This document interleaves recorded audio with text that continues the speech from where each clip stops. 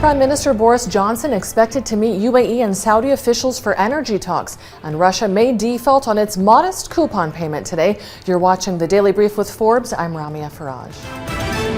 Prime Minister Boris Johnson is expected to meet with UAE and Saudi leadership this week, reportedly in a bid to convince them to supply more oil and tame the market's volatility. Boosting UAE and Saudi oil output will help the West cut its reliance on Russian oil. Johnson says a new coalition of countries is needed to avoid Russia holding the West hostage through energy shipments. The UK, the US, and their key allies plan to phase out Russian oil imports by the end of this year. Saudi could be sending a message to the U.S. after reports that it may accept yuan payments for oil sold to China. Analysts say Saudi, which has been in talks with China over yuan-priced contracts for 6 years, has sped up the negotiations. The offshore yuan raced earlier losses after the report, yet investors say it changes little for the dollar's status as the world's reserve currency. Russia will be in default if it doesn't pay in U.S. currency the modest coupon payments that are due today on its dollar debt. Fitch says the clock is also ticking with regards to some of its ruble-denominated debt. On the foreign currency side, Russia has just $117 million in interest payments due today. These payments are the first non-ruble debt obligations due for payment since the government said it would treat differently creditors in countries that impose sanctions. Qatar has launched operations at the Barzan gas plant, a natural gas processing plant that will help cater to rising domestic energy demand. The plant will produce almost 1.4 billion cubic feet of gas daily to serve the needs of local power generation and water desalination. Qatar Energy says it will provide feedstock to power and water facilities, including those needed for the World Cup.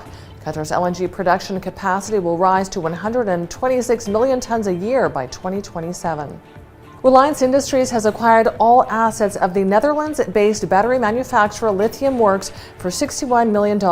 It's the company's second such deal in less than 3 months as it intensifies commitment towards renewable energy and transportation. Through the deal, the Indian conglomerate acquired assets like Lithium Works' portfolio of 219 patents, a manufacturing site in China, key business contracts, and existing personnel. The European Commission has approved Amazon's acquisition of U.S. movie studio MGM by Amazon, noting that the deal will not raise competition concerns in the European Economic Area. The $8.4 billion acquisition would strengthen Amazon Prime Video with some 4,000 films and 17,000 TV shows as it faces off with rivals like Netflix and Disney. The deal is the second largest acquisition in Amazon's history after the $13.7 billion it paid for Whole Foods in 2017.